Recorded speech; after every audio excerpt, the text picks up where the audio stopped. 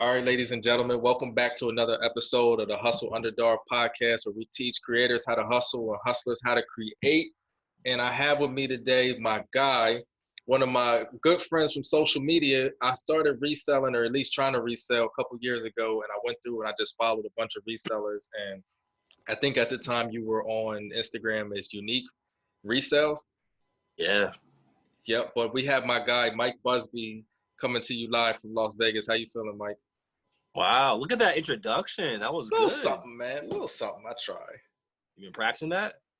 A little bit. It was good, man. It was good. What's up, bro? Definitely happy to be on and, offer some value to your audience. But thank you, man. And congrats on starting your podcast. This is what, number 2, 3 for you? This is number 3 for me. Number 3, okay. Yeah, man. I'm just turning along, trying to put out content to the community, man, and see where we go.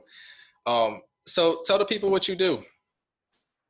Yeah, for sure, man, for sure. So I used to resell, pretty heavy. Well, first, I'm from Maryland, born and raised, raised by awesome mom, 3 sisters. Now, I resold pretty heavy as of about like 6 months ago for the last 2 years. And I was selling on eBay, Amazon, Poshmark, Mercari. And just like how you seen, bro, going to thrift stores, going to Walmarts, going to Targets, and flipping low price items on those platforms and making a profit off of. So I was doing that for about like 6 months, but I'm on some new stuff now, doing a high ticket closing for influencers on Instagram. I'm sure you saw like nowhere, right? I was like, what's he doing? Yeah. Okay. Yeah. What made you get into that? Bro, just having something that's scalable for real. Like, reselling's cool, but if you're not going to do wholesale or private label, it's not like a scalable business, honestly. And, my goal is like really build a generational wealth for my family. And like, I saw people like, what's the dude's name? Amazon something and Reezy Resells. And I saw what like the end goal looked like. And like, I was like, I don't want that. Like, yeah. I don't want a warehouse. I don't want like tons of stuff in my house. Like, I want to be able to move freely, travel, be with my family, and not really have like products and stuff, Yeah, for sure. So was reselling your first side hustle or hustle or whatever, or did you try something beforehand? And if so, what? Yeah. Reselling was the first side hustle, bro. Cause I watched Gary Vee, and he had this thing called the 2017 Flip Challenge. You heard of that? Yeah, I tried it, and I it didn't go well for me, but I didn't hustle enough. How'd you do? I mean, it was okay, enough to quit the job and stuff and go full time with it. But I was watching The Breakfast Club with like Charlamagne the God and DJ Envy, and like I always watch that shit just for like entertainment purposes. And I remember Gary Vee coming on the show like fired up, like, motherfucker, if you don't go in, it's out there, just do it, like super pumped up and stuff. I was like, you can make 20 grand from going to garage sales, like what? Right. And I just remember like saying, okay, like this dude seems very passionate. Let me try it. And I went online and YouTube and typed in how to make money on reselling. And that's when I found like Steve Rakin and all these dudes who are really doing it, and just started copying him. And I just fell into like this black hole of like information. And I was like, oh, that's cool. I can do that. That sells video games, books, what. And it was this crazy spiral. Yeah, man. I think Gary Vee did a really good job of shining a light on the opportunity of finding stuff at like Goodwill or garage sales and then flipping it. I remember back in like 2009 when this stuff was still kind of new. I was a junior in high school, and I remember like having my car and going to Goodwill and spending $20 and buying like Beanie Babies and stuff, and then taking it and listing it on eBay. And nobody in my I'm sure it's a few people, but nobody that I was associating with like knew what I was doing or I was up to. But I didn't really go hard with it. I probably should have stuck with it a little more. But yeah, man, flipping on eBay is a hell of a thing. Yo, so you said you went full time. Like, what made you decide to do that? Like, and were you nervous? Like, how did that? Tell me about that. Oh man, it was the best choice I ever made, bro. Like, I was working at my job at Mandalay Bay, like how we talked about, and it was like the worst. Like, I don't know how you felt, bro, but once, like, actually, man, like, when you first started to hear about entrepreneurship and, like, being financially free and living life on your own terms, was it, like, a door opening? Did you already know about this stuff, or was it brand new for you? Tim Ferriss introduced me to the idea. So I kind of, all right, I'll take you back. Rich Dad, Poor Dad was, like, my first formal understanding of I didn't have to work for somebody all my life. So that kind of opened the door for me. And I remember like a spark, like, ooh, like, all right, things is different. And then Right. Tim Ferriss kind of did it for me. I read the 4 Hour Work Week, and my life hasn't been the same since. It was like, Mm, yo, I need to build these systems and find virtual assistants and flip this and build that. Like that's kind of how things happen for me. I feel you, bro. I'm the same way, man. Like, I just, I don't know, bro. Like, I always thought, like, it's like our parents taught us, you know, you go to school, go to college, Right. graduate, get a job, 40 years, retire. Like, I thought that was the plan my whole life. Like, damn, I should be a director at my job, then a VP. That's the only way I can support my family. And then when I saw, like, people having other options, because I don't know, I thought, like, entrepreneurship, like, that's like a way of saying you're broke in the beginning, right? Entrepreneur, okay, you're not making money. Yeah. So when I saw these dudes like, you know, Gary Vee and Gerard Adams and Nehemiah Davis, like traveling, spending time with their family, I'm like, this is an option? And that's Right. what kind of, you know, lit the spark for me. And I was blessed to be around people who also thought like that, because I really feel like you are who you surround yourself with. And like the people who I hung with, they were like that too. So it kind of was like able to feed off them and really understand what's possible, man. But yeah, I quit my job. I hated it. I was like a box all day, no windows, no nothing, Yeah. on the computer all day. Like I hate Excel. I hate typing in data.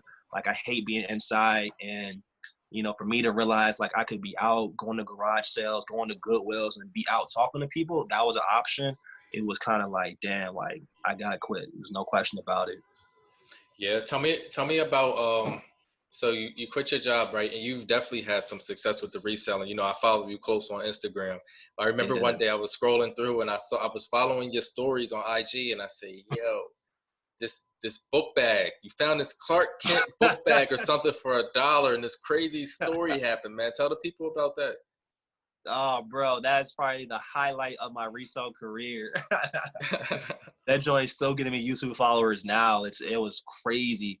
So to bring it back, like, and maybe offer value to your audience, one way to flip cheap items is to go to a place called the Goodwill bins.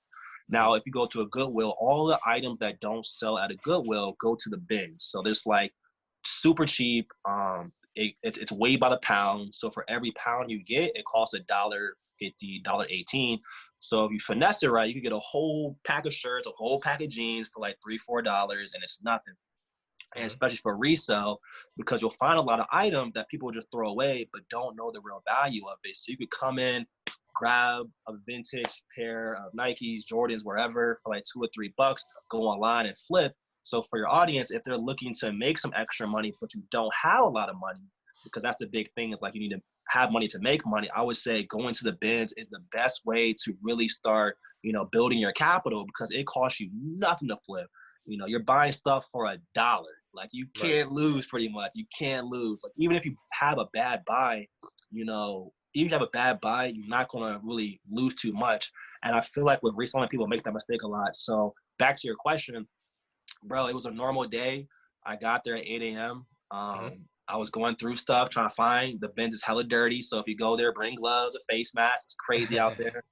And, you know, while they lifted the veil off the stuff, I seen a backpack in really good condition. And Mm-hmm. I'm just thinking in my head, this backpack is nice. It's good quality. It's worth more than $20 easily. Right. You know, you see clothes a lot, man. I see, you know, you be crushing it. You know what like a quality item feels like sometimes, just by the feel. And the backpack fit that criteria. So I was like, I don't know what the hell it is. I don't know if it's worth anything, but I know it's worth at least $20. If I buy it for $1, I'll make some money. Yeah. So yeah, man, I just went back to my house and I was listing the items that I found, and I put in the backpack that's called Clive, Clive, in the eBay to search the comps, which is like your, you know, sold listings. And I Mm-hmm. look up the backpack and I'm like not seeing anything come up. I'm like, damn, this is a good backpack. Why is there no listings on eBay? That's just weird, you know? So I said, F it, whatever. I threw it around and then I went online to just Google it. Cause in reselling, bro, like a brand, it's online somewhere essentially. Like there's nothing that has a brand that's not online. So Yeah. for it to Right. not be even found, it was like a red flag, essentially. And yeah, I typed it in online to Google Clyde backpack, and you won't believe what I found, man. shit, yeah, you seen the stories, but I seen this post of a guy searching for the backpack. And he says, literally, I have been searching for 12 years for this backpack. There's a picture right there of my exact same fucking my exact backpack. I was like, Yeah. 12 years? Like, what? And it goes on to say this backpack is important because it's from a TV show. What's the joint called? Smallville. Smallville, yeah, called Yeah. Smallville. And it's the only backpack, blah, blah, blah. If anyone finds it, email me. I'm like, all right, whatever. Yeah, I got the backpack. It's what it is. And long story short, I did some more research. I found that someone was willing to pay a lot of money for the bag, over $500. And I'm just like, why is this bag so freaking expensive? Like, it's weird, son. So Right. I listed it online, $900 just for the hell of it, right? Just to see if that shit would even sell, honestly. And I listed it. I found someone who was interested in the bag. They were like, oh my God, where did you find this? Yada, yada, yada, geeking out. And we did some negotiations. I found out he really wanted the bag. I put it online. Long story short, the person who wanted the bag didn't get it. His enemy, who was in a similar group, also wanted the bag. So the person who wanted it missed out on it, but his enemy got the bag and bought it from me for $900. Even though he said don't sell it to him, it's a whole story. But yeah, man. All I have to say, you never know what you could find in the bins. Incredible story, man. Give me 3 pieces of advice for somebody who's just starting out with reselling and maybe they have a ambition to quit their job and do this full time. Give me 3 solid pieces of advice for that person. Man, that's a really good question. You got these like ran down somewhere? I mean, I got some questions and some of them just popping up in my head. Hitting with the hitters. I feel you, man. Bro, I would say the biggest thing is like honestly off the break, to be totally transparent with you, I wish I didn't quit my job, honestly. I got into Gary Vee hard. So this is kind of have my self-awareness to your audience. Like, even though people are saying that there's a life out there you could live, that doesn't mean it's right for you. You know, you kind of have to know what's your best fit, because I'll be all the way 100 with you. And I made a video of it too. Like, I was always bad at finances. Like, I never really liked numbers like that. So if you're going to quit your job, then you better be able to budget yourself. You know, if you can't budget, you know, your personal bills, you're going to struggle budgeting for an actual business. Like, it just doesn't make sense. So the piece of advice I would know is like, know yourself. You know that what you like and what you don't like. Number 2, have a support team, a community, a group, and if you have to pay for it, do it. If you're going to quit your job, it's going to be lonely as hell. Because first off, like, bro, like, not everyone thinks like this. Right. You know, not everyone believes there's another life out there to live, and people are very close-minded. So if you're around those people, that's going to be you. So find a support group. Like for me, it was the Green Room, which is a group by Steve Rakin with other resellers. So that was it for me. So yeah, find a group. If you have to pay for it, do it. It's worth every single penny. Just make sure they're legit, they're genuine, there's no BS, no scammers. And number 2, so yeah, awareness, find a group. Man, what could someone really pay some value of? I would say it's going to sound super cliche, but it's going to be staying focused. You know, are you working out, bro? Are you full time with this or not? Nah, I work a 9 to 5, but I'm trying to figure some things out. So smart, bro, smart, man. Hey, you doing the right thing. But now I would say stay focused, man. Like, I'll be real. Like, before, like, I never really had goals, right? Like 5 goals right here. So before, when I was reselling, like, I never wrote stuff down, honestly. Like, I had like a vision in my head to take care of my family and take care of my mom, but I never wrote stuff down, really. I would just kind of wake up, go off, freestyle stuff. And if you keep doing that, you're going to forget what your why was. So staying focused and having a why is super important, because like a job, they give you like instructions, they give you objectives, they give you tasks every day. When you're your own boss, like, it's up to you to stay focused, know what you have to get accomplished, and kind of, really manage yourself essentially. So I would say that, man, like, stay focused, know what the why is, don't get distracted, be self-aware, and most importantly, just find a support team, a group to be around. Shit's hard, bro. It's not easy, man. It's not easy. Not sweet. I believe you, man, but I see you doing your thing, man, and you're grinding, and I noticed that a couple of resellers in the community follow you and follow what you do. So you're definitely building your own community. So, you know, things are definitely on the up and up for you. Question for you, because I also noticed that, you know, you've been building out that YouTube content quietly but surely, man. You kind of big on YouTube. Tell me about, you know, what kind of led you to creating content for YouTube. I mean, I think it's like a lot of people, man. You know, you see people on YouTube making money, so you want to do it too. You were like, Yeah. yeah, he's doing it. I could do it too, probably. But the YouTube thing, man, really just came from having a lot of ideas in my head.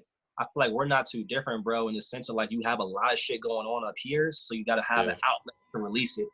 And I'm sure that's what the podcast is for you, most likely. Yeah, for But sure. yeah, bro, just a lot of ideas in my head I want to get out essentially, and you know, put it in a video format was the best thing. You know, whether it gets any views. You know, I'm not that big, only like 1,500 subs, More but than me. it just, for now, bro, you don't want to pass me real soon the way you keeping this up. For sure, you gotta crush it. But yeah, man, that's all YouTube is. Just a way to kind of, free your ideas. It's not a money play. It's not a business play or anything. It's just at this point, just some fun stuff I want to do. That's it. Nice, man. So we're gonna go ahead and wrap it up. I want you to tell me one book that you read during this entire process that kind of changed your way of thinking. Man, one book. I'll tell you the book I'm reading right now. Shoot. All right. The Alchemist is hard, son. I don't know if you read The Alchemist. Yes, sir. Yeah, Alchemist is a good book. I like it a lot, man. I'm almost finished. I'm not done just yet, but I picked it up probably about last week. A friend gave it to me, and I like this. The story of an adventure is cool. Like all the books nowadays, like self-help, motivational, rah rah rah type stuff, which is cool. But like I haven't read a book that's like an actual adventure. A boy's lost, trying to find his way. I won't Yeah. ruin it, but just trying to find his way and going on that adventure is cool. So The Alchemist is tough. I like it. Yo, for anybody who's listening to this right now, whether it's right now or whether it's 10 years from now, if you have not read The Alchemist and you want to partake in any type of journey, I think you got to pick it up. I think The Alchemist should be required reading, man. I think it should be required reading. Matter of fact, my boy, so I work in a call center, and I had a friend, and me and him, we had similar roles. And I don't remember if I loaned him my copy or if he went and picked up his own copy or something like that, but he had saw an interview where Pharrell said like The Alchemist had changed his life. So my man's, he picks up a copy of the book, he reads it, he comes into work one day, says, yo, I'm moving to LA. I said, what? Okay. He said, yo, he said, I'm moving to LA. This book inspired me so much. I gotta change my life. Nice. I'm like, seriously? He's like, yeah, man, I'm out. A couple weeks later, he moved to LA. He was chasing like an acting and music career. I don't know what happened with it, but he ended up becoming a flight attendant and like noticeably happier, dude. Like he read that book and like he was like, yo, I gotta change my life, and he just acted on it. That's the type of fire that book was sparked. How far in are you? I'm at the point where he's going to the pyramids right now. Oh yeah. So he left his job at the crystal shop, and now he is going to travel to the pyramids to find the supposed treasure. Yo, when you finish it, man, let me know how you like it, because it's a dope book. But Mike, man, that's all my questions for you, boss. Or tell me, with your reselling, I know you said Poshmark, eBay. What are did you have any apps that kind of helped you find like a niche to pick when you were going out and hunting for stuff? Like, what apps were you using? Like apps that help me find a good niche? I mean, just overall, like when you first got in and like at the height of your reselling, what apps were you using on a consistent basis? Okay. I got you. I mean, when I started, it was eBay, all eBay. It was easy, buy, flip, ship, done. But I enjoyed selling on Amazon the most. And for anyone looking to hop into this business, there's always like, do you go niche and find a very particular thing or go very broad? I'm always saying to people, do what you enjoy doing, bro. Like for me, it was like video games. Like I could go to GameStop, scan games all day, every day, And, you know, you could go niches and find like that rare stuff, like a toenail clipper or like a back Yeah. scratcher, like very niche stuff, but boring as hell. And I would say like just find something that you like to do. You know, if you like reading books, flip books. If you like, you know, video games, PS4, Xbox, you can flip that all day long. You like clothes, flip clothes. You know, just really do what you enjoy doing, and then like the money will follow after. But just kind of follow what you like. Yeah, for sure. So, yo, just to close us out, man, a lot of people are going to watch this and going to want to know how they can find you or get in touch with you, man. Leave me, tell the people your contact information. Absolutely, bro. After this, I'm kind of fired up, low key, to get back on social media now. My guy's out here crushing it. I'm trying, man. I'm Yeah, trying. I'm proud of you, bro. I'm proud of you, man. I'm trying to remember like when we first started talking. I know that like either I sent you a DM or you sent me a DM about just like resell, and it's cool to see someone who looks like you. So I'm like, damn, like who's his brother? Because most of my DMs were like, you know, white folks, whatever. And it was cool to see you. And I'm like, all right, you know, you doing a little something. And I remember seeing like you in your workout grind. I'm like, I gotta get in the gym myself, yo. And I think I watched the thing. I think you did something. It was like with your father, I believe, some type of like one-on-one talk, I believe. What was that about?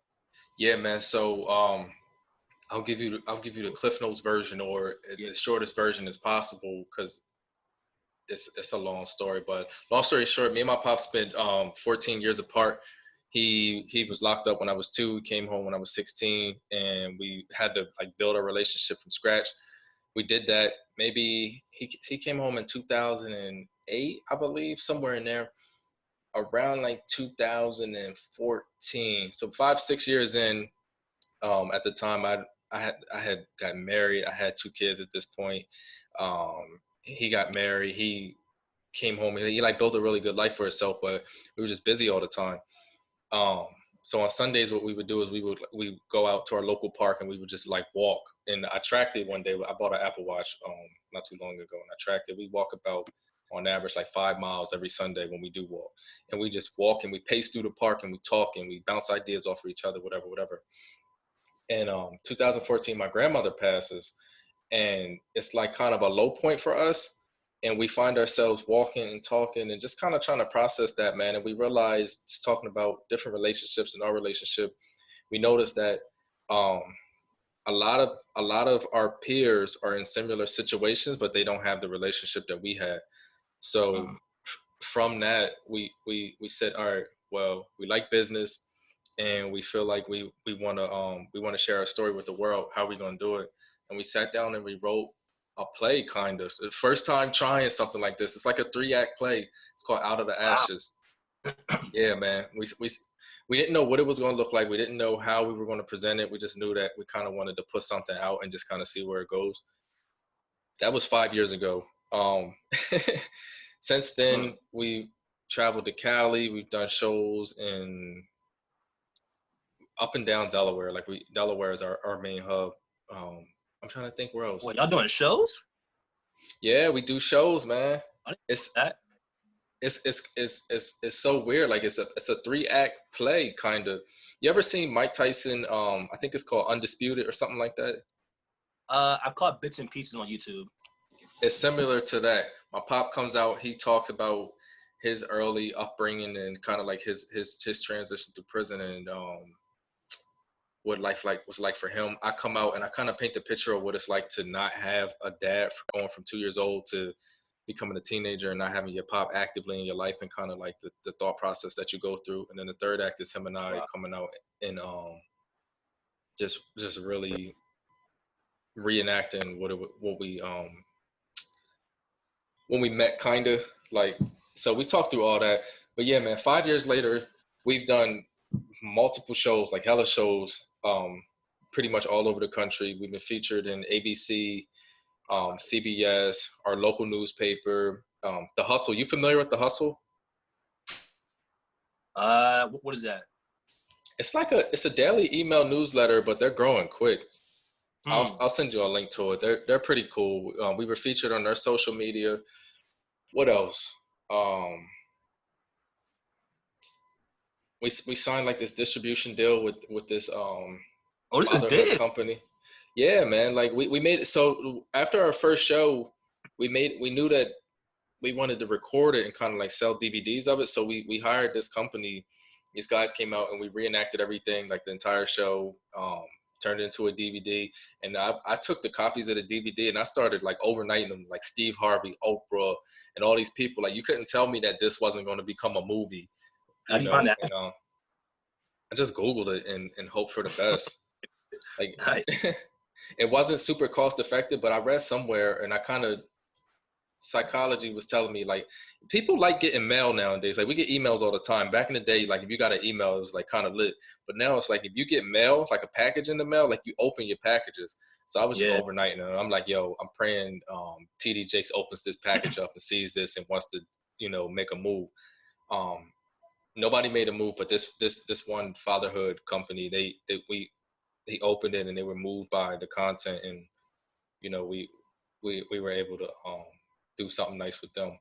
But recently we just launched a podcast, and I think that's kind of what kind of spun me to do like the entrepreneur thing. We launched a podcast where we talk to different fathers and stuff like that. It's the Missing Dad podcast, and that's going well. But I'm like, yo, I'm doing all of this, and like this is my passion, my life's work, it's my story or whatever. But I'm like, yo, the entrepreneur thing is still like knocking on my brain, man. Like I want to talk to entrepreneurs and similar to what we're doing. And yeah, so that's what you saw is an extension of Out of the Ashes is what him and I do pretty frequently. Wow, bro, that is sick. I didn't know it was that deep story behind it. I just saw like one thing, but I didn't know it was like an actual business you guys had. Shit, Yeah, I should be man. interviewing you, man. Dang. I want to hear more about that. But that's what's up, bro. Shoot, hold up. You guys on Instagram? We're big on Facebook. So Facebook.com/Out of the Ashes LLC. You can find all of our content there and also like contact information and stuff like that. But like dude, we did a tour kind of like we got this contract with the state that allows us to go to different schools in the city of Wilmington or whatever. And we were going to all these schools, and these kids, I mean, no matter how young or old they were, like kids were like breaking down crying, like couldn't get themselves together because this issue is so big in the communities, man. So it's a lot of work to be done, but I got two passions. That like helping mend my community, and then like entrepreneurship is like big on my brain. So anytime I get to sit down and bust it up with like people like yourself, man, it's a blessing. I'm appreciative of this for real. Absolutely, bro. I'm happy for you, man. Keep on pushing. You motivating me right now. Sheesh. Yo, so did you tell us how we can find you? Oh, my bad. Nah, I was a complete tangent, right? My fault. Are you good? Yeah. You can find me Instagram. So my last name, Busby, BUSBY _. On YouTube, it's Unique Resells. Mostly I resell content on there. But yeah, Instagram and Busby _ Unique Resells on YouTube. Well, Mike, I'm gonna go ahead and close this out, man. Thank you very much for your time. Everybody who's listening, man, we're teaching hustlers how to create and creators how to hustle. Go follow Mike ASAP. Plenty of cool content, man, and he keeps it fresh and funky for everybody, So this is the Hustle Underdog Podcast, and we're signing out.